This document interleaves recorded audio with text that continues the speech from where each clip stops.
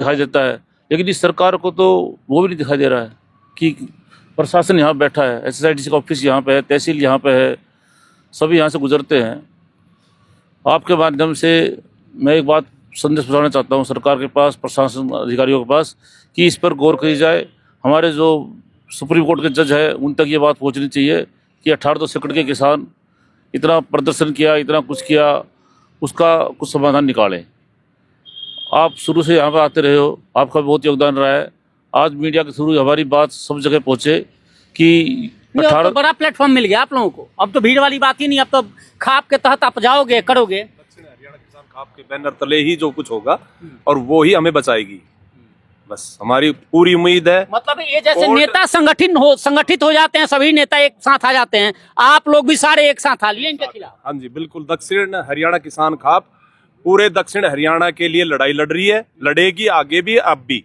और जितने भी जो किसानों के मुद्दे हैं, जो पहले के हैं, किसान जितने जुड़ते जा रहे हैं वो सभी मुद्दे, और जैसे हाई टेंशन तार का है, खेत में से गुजर जाती है, तो वो भी दक्षिण हरियाणा किसान के बैनर तले लड़ाई लड़ी जाएगी। और ये 1810 की और 1128 की सारी, हाँ बिल्कुल किसानों की जी बिल्कुल। 2029 का चुनाव और अभी से जिस तरह से अहिरवाल की सियासत गर्म है, तमाम बातें हैं आप खबरों में देख रहे होंगे, क्यों मेरे से कहवाओ, ये बड़े नेताओं के किस तरह से त्रिकोणीय मुकाबला चल रहा है। और उसमें खाप, अमूमन जब खाप का नाम आप सुनते हैं तो कहीं ना कहीं एक वो संगठन जो किसी भी समस्या का वाड़े न्यारे कर दे या फिर दखल देकर उसका डिसीजन करा दे, ये अमूमन खाप की पहचान होती थी। और वही खाप अब दक्षिण हरियाणा में किसानों ने बना ली है। और इसके बैनर तले तमाम वो किसान जिनकी कोई भी समस्या हो, जैसे बता रहे हाई टेंशन तार से लेकर जमीन तक की, मुआवजे से लेकर फसल खराब तक की तमाम समस्या, और ये सभी लोग सरकार के खिलाफ न केवल लामबंद हुए हैं बल्कि मोदी जी के उस सपने को ये साकार भी कर रहे हैं कि डिजिटली, जिसमें उन्होंने कहा है कि हम डिजिटल इंडिया बनाएंगे।